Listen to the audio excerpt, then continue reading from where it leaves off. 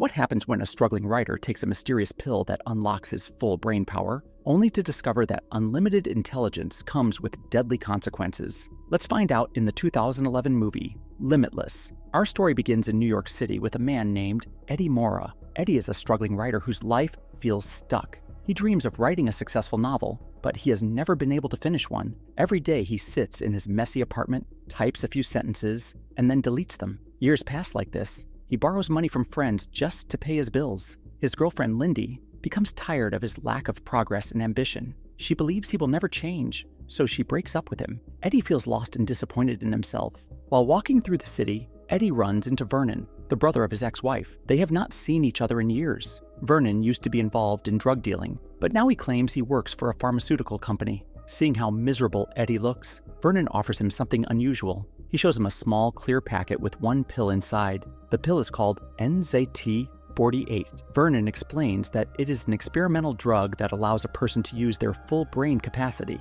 He says that people normally use only a small percentage of their brain, but this pill unlocks everything. Eddie is doubtful and refuses at first. Vernon suddenly gets a phone call and leaves in a hurry, giving Eddie the pill and his address in case he changes his mind. Back at home, Eddie thinks about his situation. He feels desperate and decides he has nothing to lose. He swallows the pill. Soon after, he starts to notice a change. His surroundings seem clearer and sharper. When his landlady yells at him about unpaid rent, his mind works faster than ever before. He notices the book she is holding and instantly remembers everything he has ever learned about the topic. He makes a smart comment that surprises her, and she leaves without arguing further. Inside his apartment, Eddie suddenly sees how messy and unorganized his life is. With intense focus, he cleans everything quickly and efficiently. Then he sits down to write. This time, the words come easily. His thoughts connect smoothly, and he can remember every detail from his past experiences. He writes through the entire night without stopping. By morning, he has completed 90 strong pages of his novel.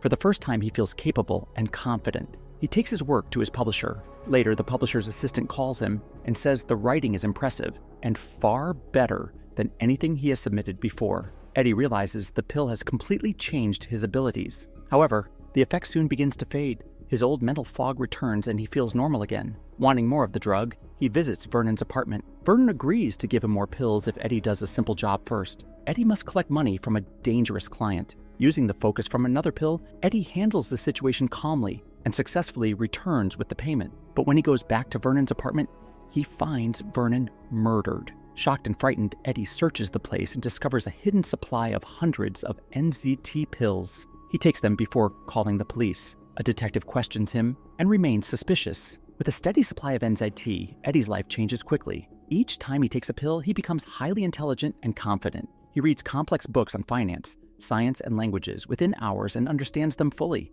His personality transforms. He becomes charming and persuasive, able to talk smoothly with anyone. Believing he can achieve anything, he turns to the stock market. Using money he found in Vernon's apartment, he makes smart investments and earns large profits in a short time. Wanting to grow even faster, he borrows a large sum from a Russian loan shark named Gennady and doubles that money as well. As his wealth grows, he reconnects with Lindy. She is surprised by his new confidence and success. He appears driven and focused, everything he was not before. They begin spending time together again. However, Eddie notices a man in a leather coat watching him from a distance. The man disappears before Eddie can approach him, leaving Eddie uneasy. Eddie soon meets a powerful businessman named Carl Van Loon. During their meeting, Eddie quickly studies complex business files and offers creative ideas that impress Van Loon. The businessman sees potential in him and considers working with him. But after leaving the meeting, Eddie suddenly experiences severe dizziness. He blacks out and later finds himself in different places without remembering how he got there.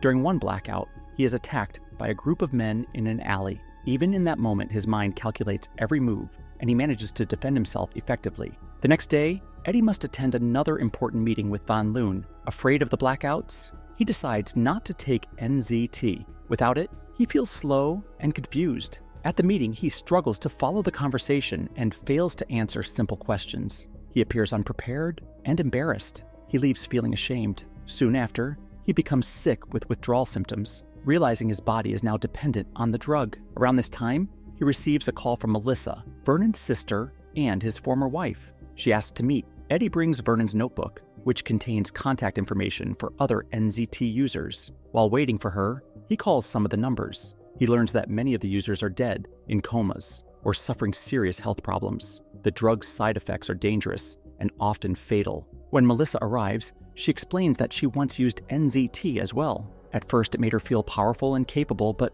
over time it caused severe physical and mental damage. She managed to quit, but it was difficult. She warns Eddie that continuing to take the drug could lead to death. Eddie leaves the meeting disturbed and uncertain about his future. On his way home, he is suddenly confronted by Gennady, the loan shark, who lent him money. Gennady confronts Eddie and demands his money back, threatening to hurt him if he refuses. During the tense argument, one NZT pill falls out of Eddie's pocket. Gennady picks it up, curious about what it is, and swallows it before Eddie can stop him. Within minutes, he feels the same rush of clarity and sharp thinking that Eddie once experienced. His attitude changes immediately. He demands Eddie's entire supply. In exchange, he agrees to cancel the debt. Eddie has no choice and gives him the pills. After this, Eddie finally tells Lindy the truth. He explains everything about NZT, how it made him smarter and more confident, and how it helped him earn money so quickly. He also admits that he is addicted and cannot simply stop taking it. Lindy wants to help him. She goes out to buy vitamins and supplies, hoping to support his health. On the way, she notices someone following her. It is the same man in the leather coat who has been watching Eddie. She asks two men for help, but the stalker easily knocks them aside. Frightened, Lindy calls Eddie. He tells her to take one of the NZT pills she has with her. She hesitates, but then swallows it. Almost instantly, her mind becomes sharper. She calmly observes the room, the exits, and the man's movements. Thinking quickly, she creates a smart escape plan and manages to get away safely. When she returns home, she tells Eddie what happened. Now she understands both the power of the drug and the danger that comes with it. Eddie promises her that he will reduce his use and eventually stop. However, the danger increases. Gennady, now addicted to NZT himself, comes to Eddie's apartment with his men. He wants more pills. Realizing he is no longer safe, Eddie hires bodyguards and strengthens his security.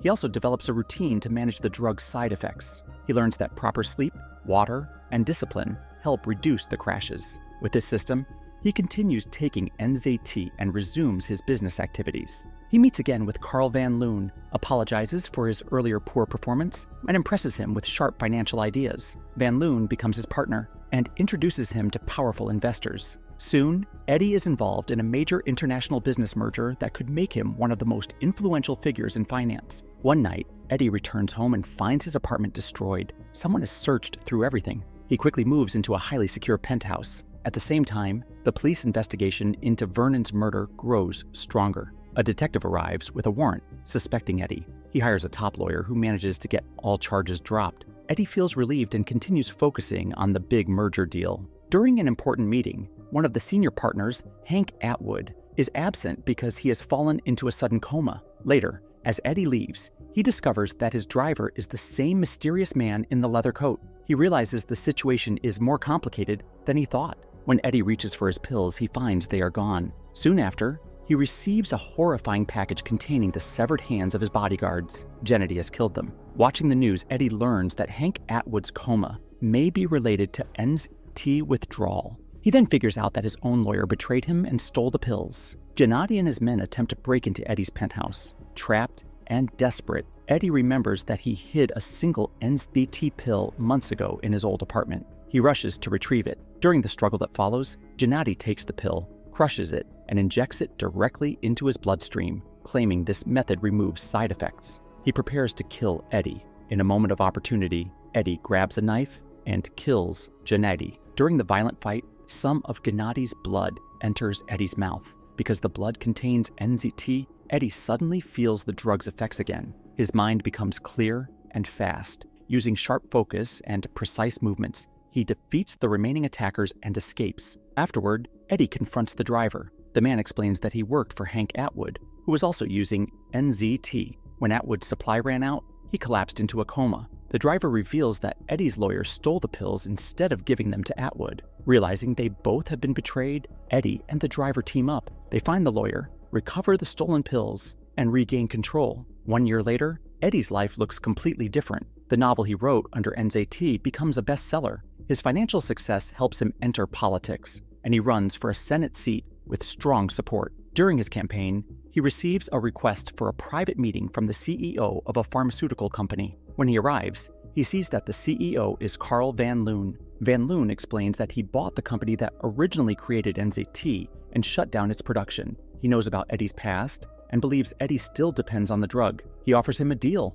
If Eddie agrees to eventually become president and support Van Loon's business interests, he will provide him with NZT. Van Loon thinks Eddie has no choice, but Eddie calmly refuses. He reveals that he stopped using the original NZT long ago. With the intelligence the drug gave him, he improved its formula and removed the side effects. He took the enhanced version once, and its benefits became permanent. He no longer needs any pills. To demonstrate his abilities, he accurately predicts a car accident outside and identifies a hidden health condition Van Loon has. Van Loon realizes he no longer has power over him and leaves. In the final scene, Eddie meets Lindy for lunch. He speaks fluent Mandarin while ordering food, showing that his knowledge and skills remain advanced. Lindy looks at him with admiration, but also curiosity, wondering whether he is still the same person she once knew, or someone entirely changed by his experience.